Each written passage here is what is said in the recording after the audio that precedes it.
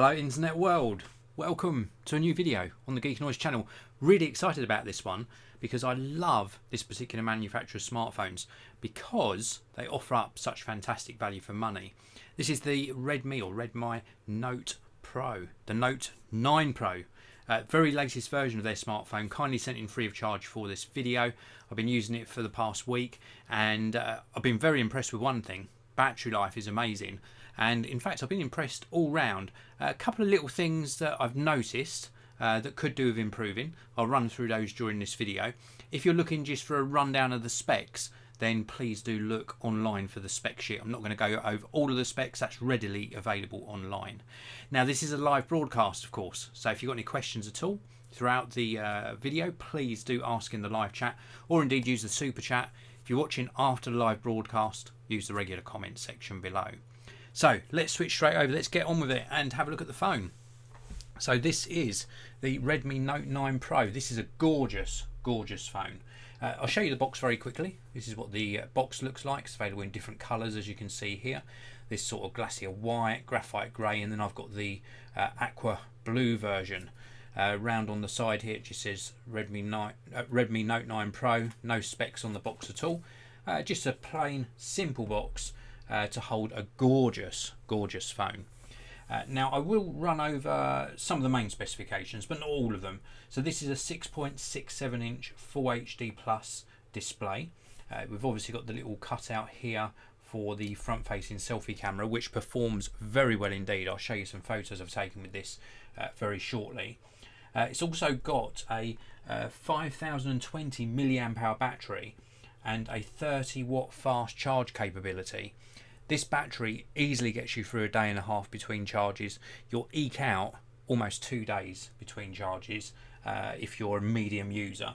Also Qualcomm Snapdragon 720G processor inside, which keeps things ticking along at a really nice turn of speed. It is very responsive.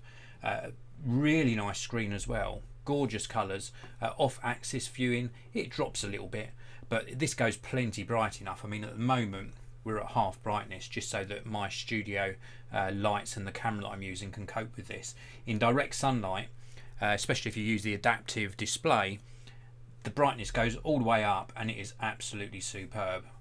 Really viewable in direct sunlight. Now the front facing camera, let's just take a look at a selfie I took this just before starting the live broadcast. There is so much detail in this photo. It is absolutely fantastic. Let me give you a closer look at that. Absolutely fantastic detail in the front facing camera. Picked up all of my stubble there. Just really great. Very impressed with it. With regards to the rear facing camera, is a 64 megapixel artificial intelligence quad camera array. So we've got quad cameras on the back. One of them I think is a depth sensor, obviously a flash here as well. It's absolutely fantastic. Something I forgot to mention just very briefly, when I showed you that selfie, the front facing camera is 16 megapixels. So 16 megapixels selfie camera, 64 megapixels on the back there. And you do get a case supplied inside the box. I've currently got the case on. It still shows through all of that really nice blue colour, and it sort of catches the light very nicely. Absolutely gorgeous. And the case as well, just to note, it's got a dust cover for the USB-C port on the bottom. We've also got 3.5mm headphone jack, which is good. We've got the SIM card tray on the side here, and then we've got the volume up and down on the side here, but also the power button, which also acts as a fingerprint sensor. So if I turn this off and then tap the side, it unlocks. Turn off, tap the side, and it unlocks. It's all well and good putting fingerprint readers underneath the display. They work fine, especially in the latest generation smartphones, but I really do like the placement of this. Very nice indeed. I know one other manufacturer that does this with their fingerprint sensors. Some of them put them on the back, which is fine as well, but I think that's just really nice because you're reaching for the power button anyway. So you power on the phone and it unlocks. And I've had 100% accuracy. 100% accuracy on that fingerprint sensor. So this is also running the very latest version of Google Android. I wanted to show you some photos taken with that rear facing camera, didn't I? So let's dive in and take a look at this one. this is my favourite little figure. You've seen this in previous videos. It's sort of one of my test photos I do, because I take it in the studio without any studio lights on, just to see how a camera behaves in sort of less than ideal lighting conditions, and it works absolutely fantastic. Really nice detail. Then we've got a picture of my little doggy Milo. It's just I might have rotation switched off. Hold on, let's go into settings.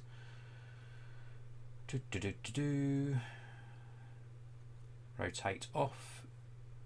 Now we go back into here, and it should now rotate. There we go. So here is a really nice photo. Again, less than ideal lighting conditions. The reason I like taking these ones is because you get to see all of the detail in the little hairs here, all around the sort of nose area. It really does pick up the finer details.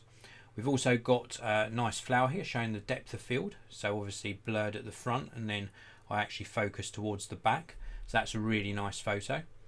And then we've got some more flowers. I just like taking these because of the colour.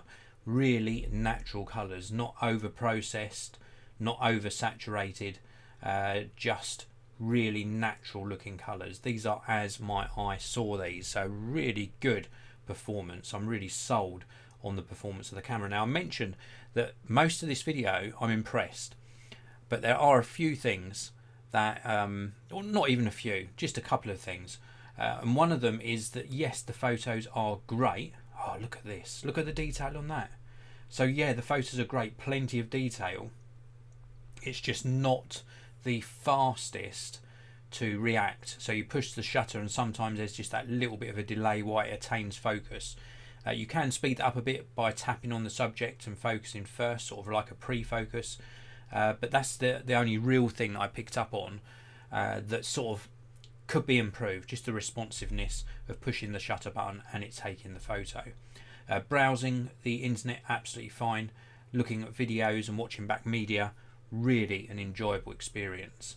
The other thing, I said there are a couple of things, and that is just because of the size of my hand. If I hold it where I want to naturally hold it, it's quite a tall phone and my thumb doesn't quite reach the power button, so I'd had to adjust my grip. I like to have this corner of the phone just in here, so I had to adjust my grip while I've been using this, just so that my thumb can reach that power button. And then of course when you're using it, you can't reach all the way to the top, so you're sort of using it like this anyway when you're using these really tall large screen smartphones, and this is a tall large screen smartphone.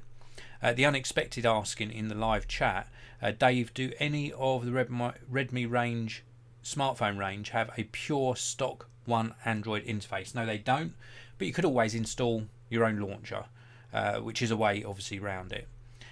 Pyramid 7, you're on late. Good to see you. Yep, different time of the day. Different time of the day for me doing videos. I will reveal why in a future video, but the time is currently 21 minutes past midnight. So let's talk a little bit more about the build quality. So the build quality on this, wow, very, very good.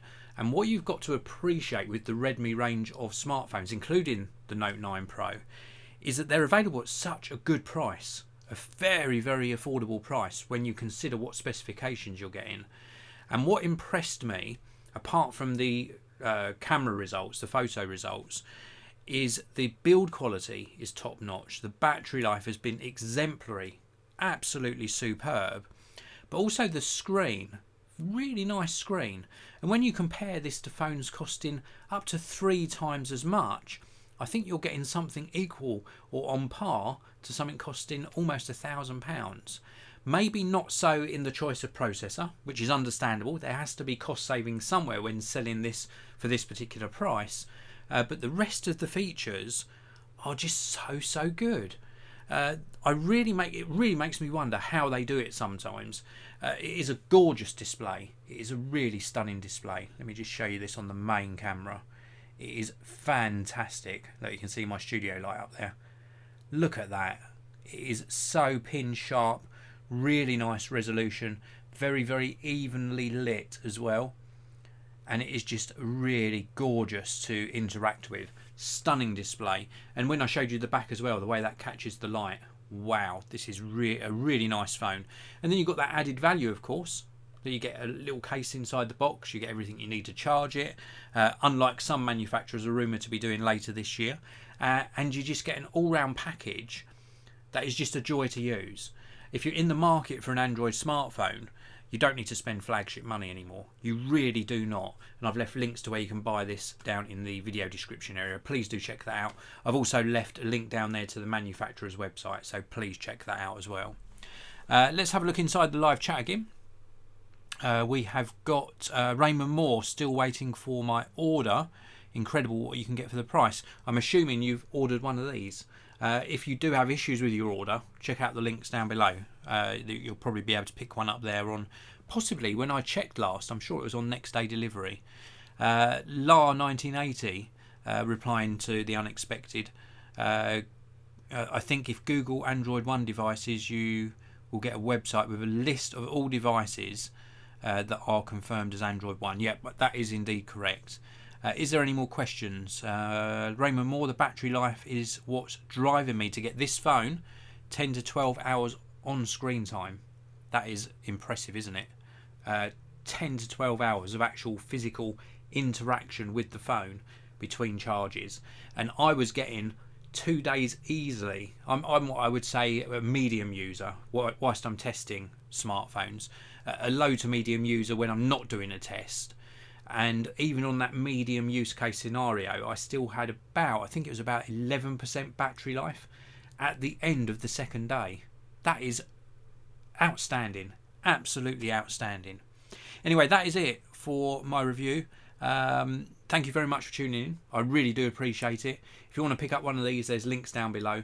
And if you enjoyed the video, please do hit that like button, share a link to the video as well on your favourite social media platform, all that good stuff. Wishing you a fantastic day ahead. I'll see you in another video very, very soon. In fact, I think I've got another one coming up in about 10 minutes. Do tune in. No, really, please. That's it for this one. See you later.